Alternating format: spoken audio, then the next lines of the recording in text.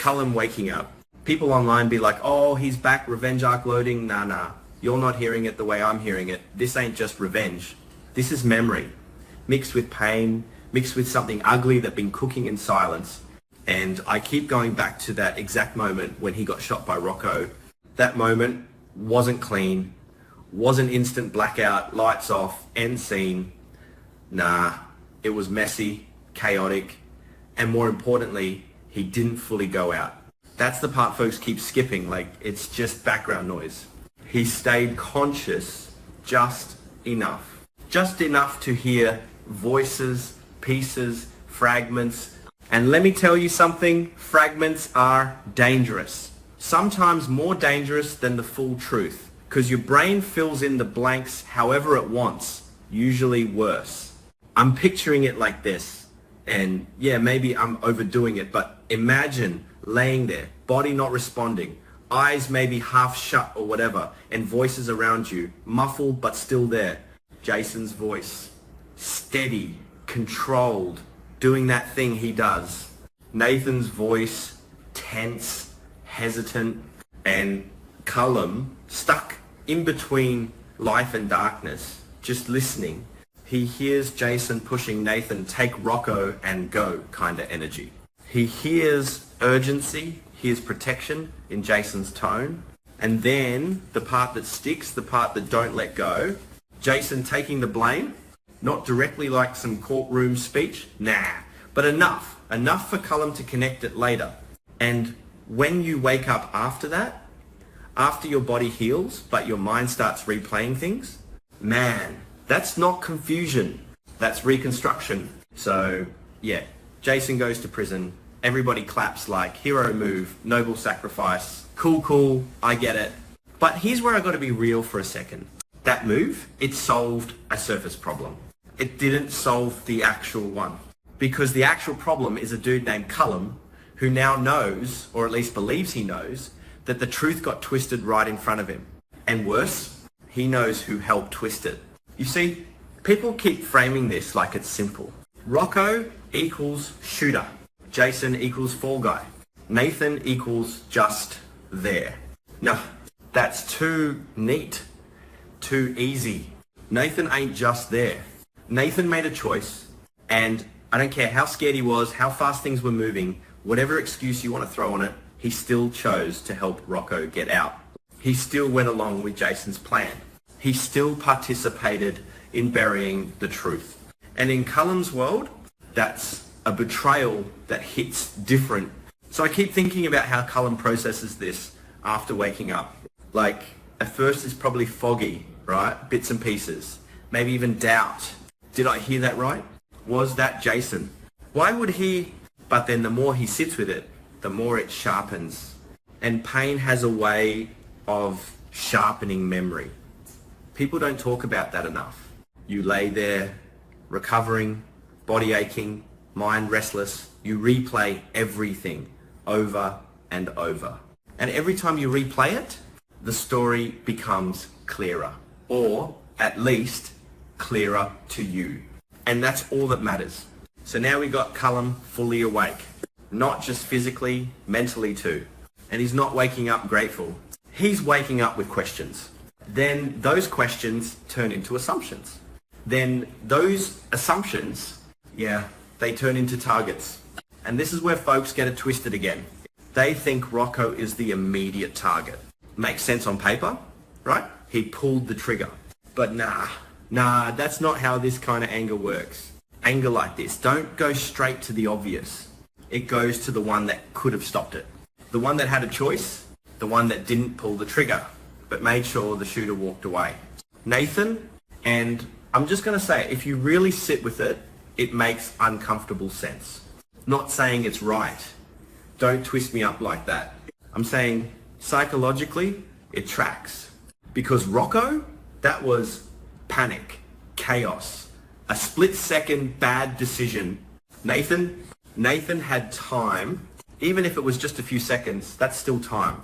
Time to say no, time to push back, time to not go along with Jason, and he didn't. That's the difference.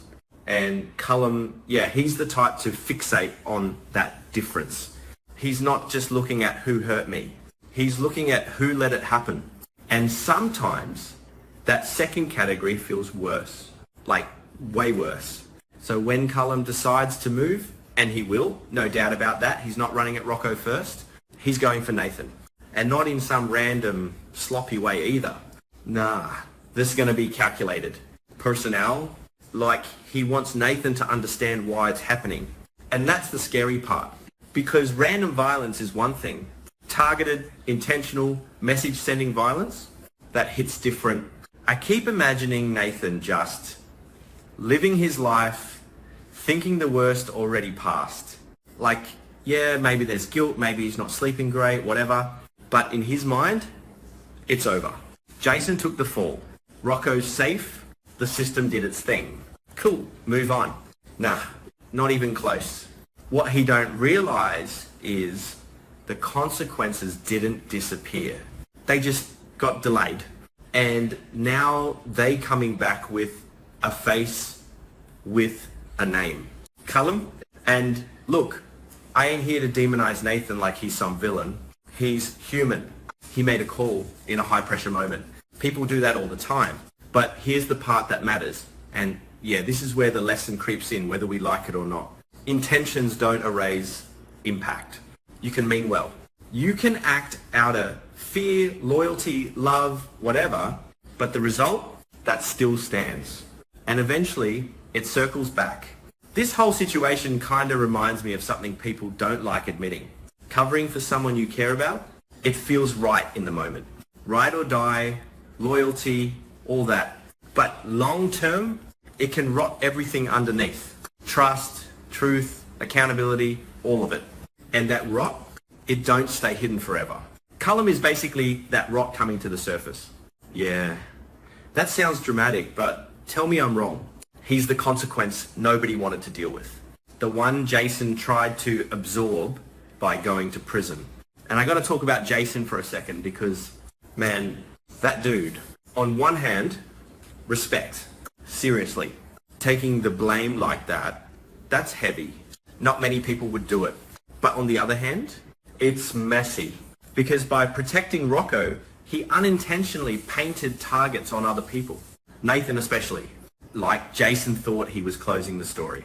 But really, he just shifted it. Moved the danger from one place to another. And now Nathan's standing right in that new spot, probably not even realizing it yet. And that's the part that makes me uneasy. That gap between everything's fine and, oh, it's not fine at all. That gap is where things go real bad real fast. And don't even get me started on Rocco. Because man, that kid, I got mixed feelings. I ain't even gonna lie.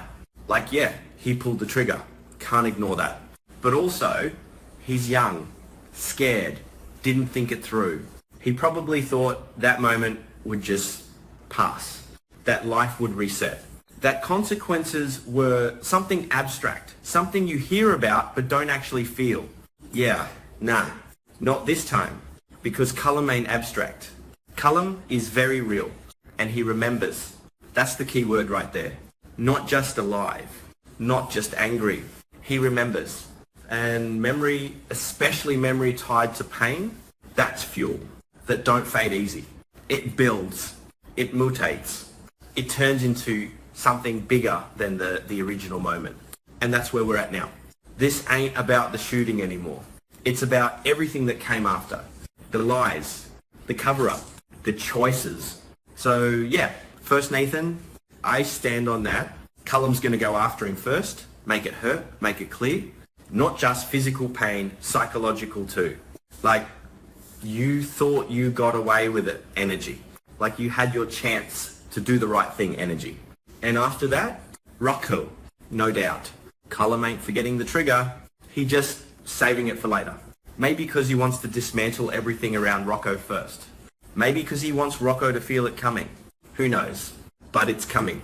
And here's the part that kind of messes with me the most. None of this had to go this far. Like, yeah, the shooting itself was already bad. But everything after, those were choices. Jason choosing to take the blame. Nathan choosing to go along with it. Rocco choosing to stay silent. Each choice stacking on top of the other. Until now, we got this whole situation that's way bigger than the original mistake. It's like one bad moment created a chain reaction and nobody really stopped it. They just redirected it. And now it's circling back. Hard. I don't know, man. Maybe I'm reading too deep into it. Or maybe this is exactly the kind of story where if you don't read deep, you miss the point completely. Because underneath all the drama, all the chaos, there's something real there. Something kind of uncomfortable. You can't outrun what you did, or what you allowed, or what you helped hide. You can delay it, sure. Dress it up, bury it, justify it. But sooner or later, it comes back. And when it does, it don't come back gentle. Cullum is that coming back. Simple as that. And Nathan, he's about to learn the hard way that getting away with it and being free from consequences ain't the same thing. Not even close. And I keep thinking, what would I have done in Nathan's place? Real talk. Because it's easy to judge from the outside. Easy to say, I would have told the truth, or I wouldn't have helped. But in that moment, with fear, adrenaline, loyalty all mixed together, man, I don't even know. And that right there, that's the scariest part of this whole thing. Because it means this story ain't just about them. It's about choices any of us could mess up. And consequences none of us can fully control once they start rolling. So, yeah, Cullum waking up, that ain't a comeback. That's a warning. And the worst part, it came too late for anyone to fix what already started. Or maybe not. Maybe there's still a way to stop it before it gets worse. But looking at how things are lining up right now, yeah, I wouldn't bet on it.